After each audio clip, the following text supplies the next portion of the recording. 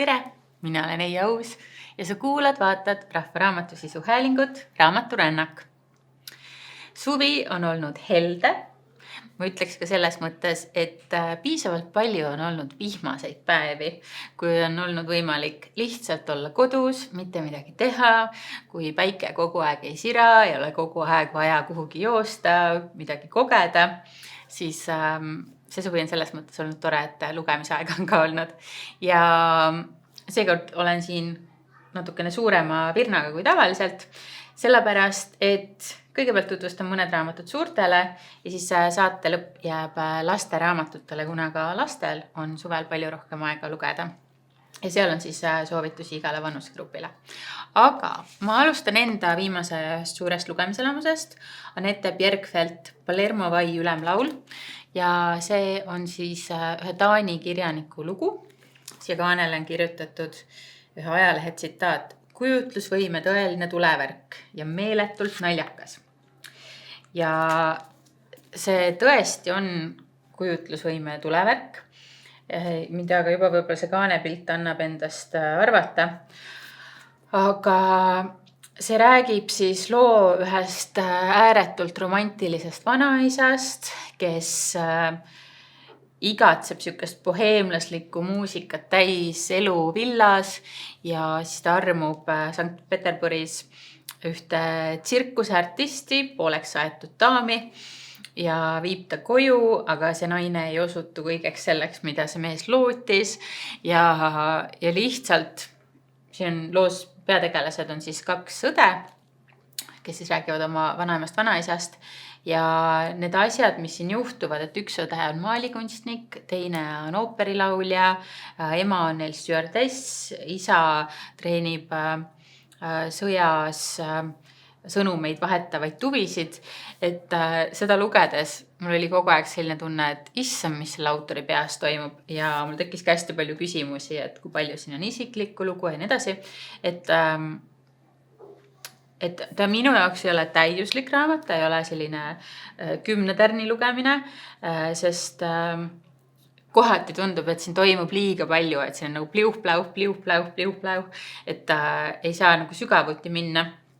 Aga see meenutas mulle selliseid hispaaniakeelseid kirjanikke, et Isabella Lendet natukene ja Marquesi sellise peaaegu metafüüsilise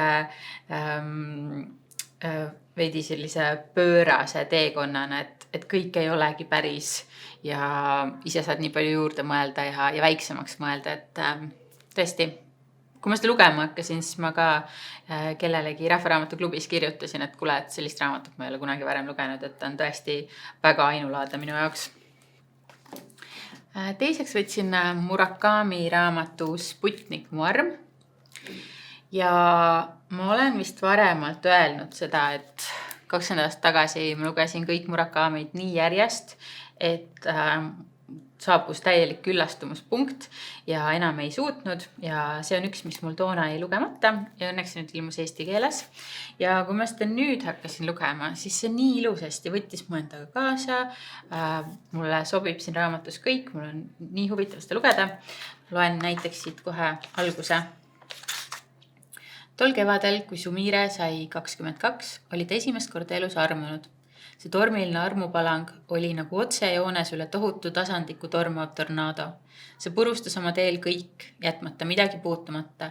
Tõusis rusudest keerisena kõrgele taevasse, rebides kõik oma teekonnal ohjeldamatu jõuga tükkideks, tehes kõik pihuks ja põrmuks.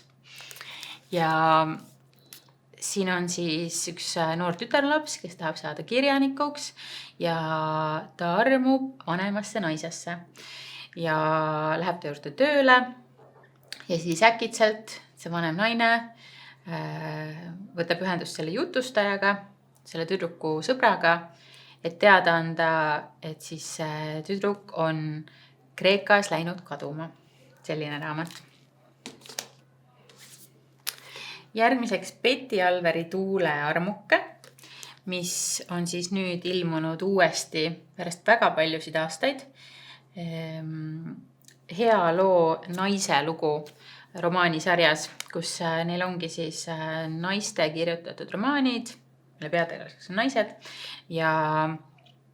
ja mina lugesin seda raamatut, ma arvan ka, kui ma olin umbes 20 ja seda vana köidet, et tõesti nii tänuväärne, et see on nüüd uuesti antud välja ja võib-olla natuke sarnaselt selle Sputnikuga, et siis noor tütarlaps samuti kunstiliste oskustega ja vabaduse ihalusega armub abielus inimesse, seekord siis mehesse, aga tegevus toimub siis 1920 Eestis ja seda on selles mõttes huvitav lugeda, et see peategelane siin, Lea Ring, on selline iseteadlik ja talle võib-olla ei sobi need 20 ranged reeglid ja ootused naistele.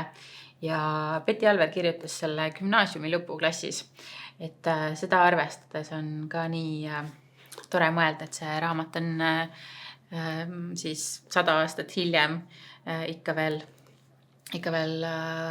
klassika seas ja tähenduslik ja oluline.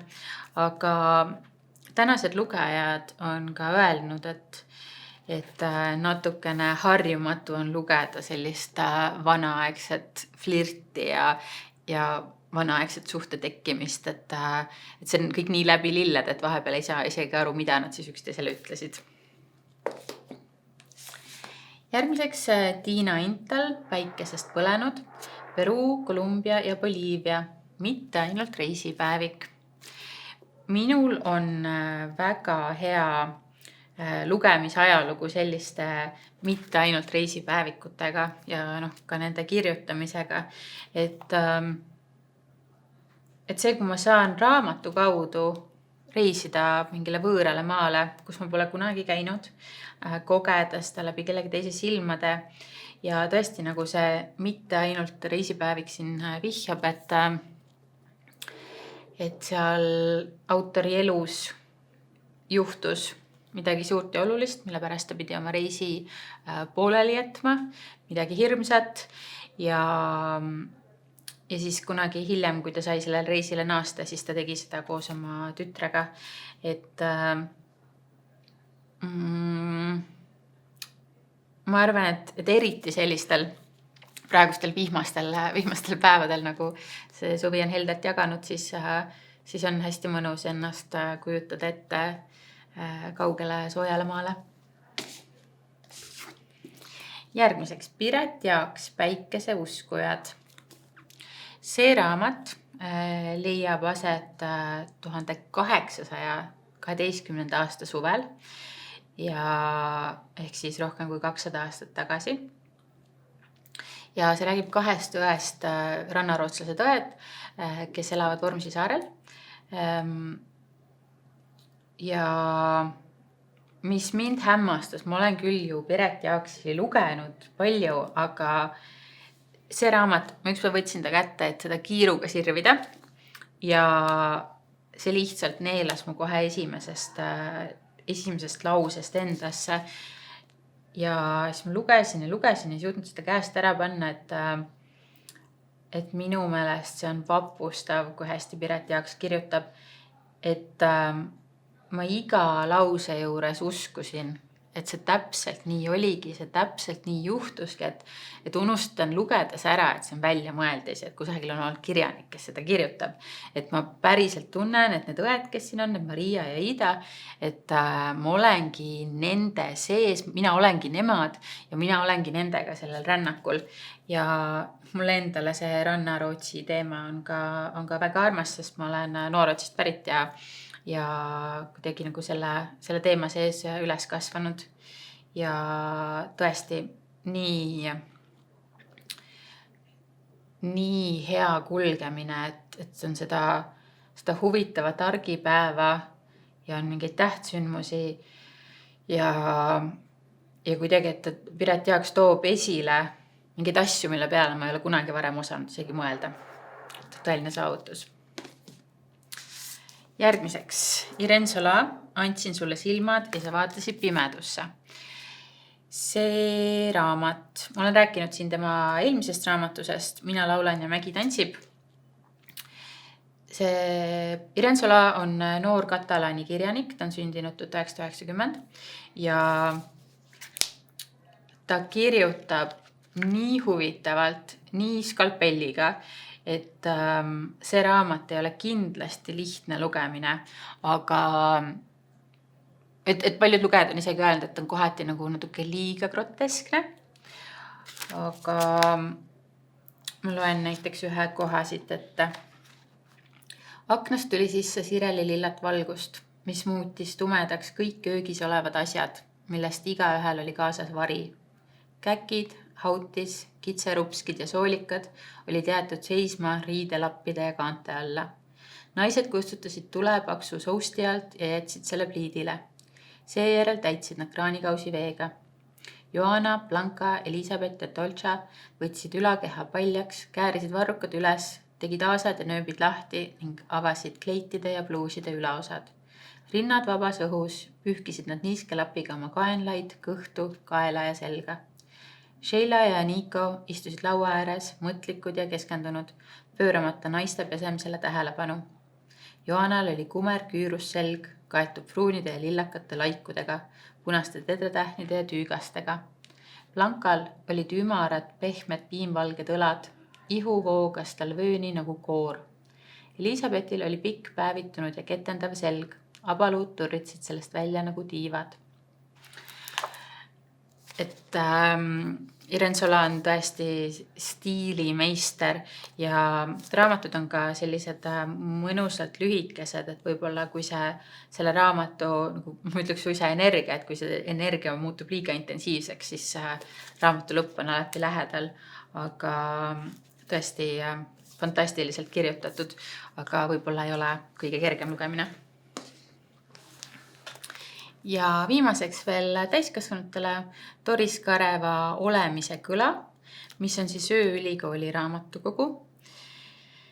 Ja mulle väga meeldib see raamatusari, et millegi pärast on niimoodi, et mul on lihtsam neid Ööülikooli loenguid lugeda raamatuna kui kuulata loengutena, sellepärast et loengutena nad on alati nii mõtlikud ja nii kuidagi kaugele haaravad, et siis mu mõtted lähevad nii harali ja kuidagi rändan igale poole kaasa, et võib-olla ei püsi selles teemas nii hästi sees, et silmadega on hästi mõnus lugeda ja vahepeal teha pausi. Ja siin on igasuguseid ajaloolisi, väga ilusaid pilte Doris Karevast ja erinevaid tekste ja luuletusi ja mõtlesin üks päev just, et kui naljakas see on, et tavaliselt kui ilmub paberraamat, siis paljud hakkavad ootama, et millal audioraamat ilmub, aga et sellel on audioraamat juba olemas. ERR-ist on kõik need loengud ka leitavad, aga tõesti, minu meelest hästi mõnus on seda paberil lugeda. Ja nüüd liigungi edasi lastekirjanduse juurde. Ilmar Tomuski Vastik kassikasvataja. See räägib ühest telefonist, mis üks laps saab kingiks kasutatud kujul ja siis hakatakse uurima, kelle telefon see on, kuidas sellele omanikule tagasi saada ja selgub, et telefonis on peidetud hästi palju pilte kassiperekondadest ja mõnus lugemine lapsele, palju pilte ja selline tänapäevane ka, et kuna tegemist on nutitelefoniga, mida proovitakse häkkida. Ja siin on siis kaksikud ja siis nende sõbrad, üks õde ja vend ja selline tänapäeva lapse maailm kõigis oma rõõmudes ja muredes, et on naeru ja lusti ka palju. Järgmiseks Hayley Rocco ja John Rocco raamat Kõigi raamatute kodu, mis on siis selline üsna vähese tekstiga, aga trükitähtedega et ma alati tunnen, et seda on vaja rõhutada, et on trükitähtedega raamat, sest neid on päris vähe. Et on mingisugune lapse lugema õppimisfaas, mille jaoks ei ole palju raamatuid. Et see räägib siis loo ühest raamatu armastajast lapsest, kes on oma raamatute osas väga selline endale hoidev ja kaitsev. Ja siis ta avastab sellise asja nagu raamatukogu. Et selline raamatukogude kiitus. Järgmisena Jaapanist detektiiv Beppu vastamisi härra Svargaga. Ja see on siis juba toimik number 4. Eesti keeles on eelmised ka ilmunud. Ja ka Eesti Lastekirjanduskeskus on sellele hea raamatu sildi juurde pannud sellele sarjale. Ja mis ma näen, et minu lapsele näiteks meeldib, on see, et esiteks Beppu on mingis vanuses nagu kõige toredam naljakam asi ja puuksutamine ja nii edasi. Ja siis teiseks, sa saad siin selle detektiiviga tööd kaasa teha. Et siin vahepeal on vaja piltidelt mingeid asju üles leida, siis vahepeal pead aru saama, milline võti avab kirstu, kuidas mingist labürindist läbi minna. Ja tõesti tore, et pead ise kaasa nuputama. Ma ütleks, et unejutuks ei sobi, sest see on lihtsalt natuke liiga huvitav. Järgmiseks Eva Janikovski Käin juba koolis. Selline legendaarne autor, legendaarsed raamatud. Need olid juba esmatrükis olemas siis, kui mina väike olin ja nüüd antakse uuesti välja. Ja Käin juba koolis on siis rohkete illustratsioonidega. Ja tõesti, ma ei tea, minu südamele nii tuttavad illustratsioonid, et kuidagi mäletan, et olen nii palju neid lapsepõlves näinud. Sellised lapsemeelsed, rõõmsad, lihtsad, ühe joonega põhivärvides. Ja selle raamatu juures mulle meeldib see, et ma ei tea, sellest ajast, kui laps on 3-aastane, siis hakatakse seda ahistama sellega, et varsti lähed kooli. Kas sa juba lähed ülikooli? Ja see raamat tegeleb selle kooli minemisega, aga mitte ainult, et nüüd sa oled koolilaps, nüüd sa oled nii tähtis, aga räägib ka igasugustest teistest tunnetest, tundmustest, mis kooli minemisega kaasas käivad, et kõik ei ole ainult lust ja lillepidu, et võib-olla ta on päris armas selles mõttes, et aitab lapsel ka ootusi seada, et see ei liigu mingist halvast kohast heasse kohta, või et nagu lasteaed on tiitadele ja siis kool on suurtele või kuidagi, et ta jah, nagu tutvustab selliseid erinevaid asju, mis kooliga kaasnevad. Siis järgmiseks tüdruk nimega Willow, Sabine Bollmann. Ja sellest on ka film tehtud, mis ka Eestis jooksis. Ja see on väga armas lugu sellistest umbes 12-aastastest nõiatüdrukutest. Ja ühest lapsest, kes on kasvanud ilma emata. Ja siis saab teada, et tal on nõiavägi ja peab leidma veel 3 nõida enda koolist üles, kellega siis suuri tegusid teha. Ja sellel on eesti keeles ilmunud juba ka teine osa, tüdruk nimega Willow, Metsasosinad. Ja kuigi see on suurematele lastele, siis minu 5-aastasele ka väga-väga meeldib seda kuulata ja see sobib hästi ka unejutuks. Järgmiseks müügihittide top number 1, Väikese hiire lennureis. Soome autori Riikka Janti Väikese hiire seiklused on laste seas ülipopulaarsed, sest need räägivad sellisest lastele päriselt tuttavast maailmast, et kuigi tegelane on väike hiir, siis kogu see tegevus on ikkagi selline, mida tänapäeva laps kogeb ja et siis näiteks on üks raamat on jõuludest ja sünnipäevast ja see on siis, mis tunne on lennukiga lennata ja lennujaamas oodata ja õhku tõusta. Et tänapäeval aina rohkemate laste reaalsus. Siis Operatsioon laevavrakk. Jornlier Horst ja see on samuti raamatusari, et minu meelest on hästi tore, et lastele tehakse nii palju raamatusarju, hästi, neil on hästi mõnus kaasa minna nende tegelastega, keda nad juba tunnevad, edasi lugeda nende seiklusi. Ja selle raamatu juures on tore see, et absoluutselt igal leheküljel on pildid ja ta on sellises suures kirjas, et laps, kes on ise õppinud lugema, tema jaoks on see täpselt paras suutäis, et ta ei ole liiga lühike, ei ole liiga pikk ja väga lihtne jälgida. Ja saate lõpetuseks loomulikult ka üks väikene luuletus. Seekordse luuletuse ma valisin viimasest värskest rõhust. Ja selle autor on Iti-Pia Mae. Ma tahan välja näha nagu hommikune põld. Udu, mille rüpest võib leida magavaid tallekesi, kus jahtuvad lilled ning armatsevad noored.